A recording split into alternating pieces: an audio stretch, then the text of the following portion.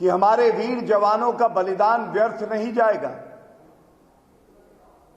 और उन्होंने ये भी कहा कि सेना को पूर्ण रूप से स्वतंत्रता दे दी गई है और उचित कार्रवाई जो भी होगी वो सेना तय करके लेगी। और उन्होंने अंत में एक बात और कही थी जो बेहद महत्वपूर्ण है।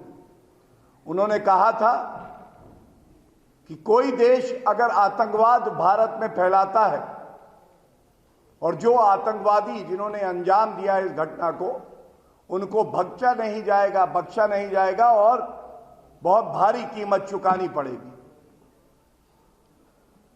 और ये सबको पता है कि जब उरी का हमला हुआ उसके बाद सर्जिकल स्ट्राइक हुई, ये देश का बच्चा बच्चा जानता था कि देश का नेतृत्व एक मजबूत प्रधानमंत्री कर रहे हैं।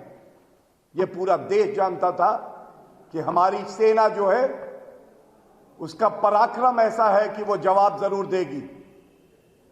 और जब ये बात बच्चा बच्चा जानता था तो ऐसा क्यों है कि विपक्ष को अपने ही नेतृत्व पे, अपने देश पे, अपनी वीर सेना पे शक होता है। और मैं इतना ही कहूंगा, इसकी एक वजह इतनी है कि हम सबको पता है जब 26/11 का हमला हुआ हमारी सेना तब भी इतनी ही वीर थी। तत्कालीन air chief marshal Fali Homi Major ji ने कहा अपने वक्तव्य में कि हमने उस वक्त प्रधानमंत्री मनमोहन सिंह जी से कहा कि हम पाकिस्तान को सबक सिखा देंगे, लेकिन प्रधानमंत्री जी ने हामी नहीं भरी। यही फर्क है एक मजबूत सरकार में और एक ऐसी सरकार में जिसको निर्णय लेने में लकवा मारा हुआ था। एक बात ये जो कही जा रही है कि जो गोपनीय जानकारी है ये बाहर कैसे आ जाती है। ये वो सरकार है, भारतीय जनता पार्टी वो दल है जिसके लिए देश हित सर्वोपरि है। देश की अखंडता से कभी समझौता नहीं होगा।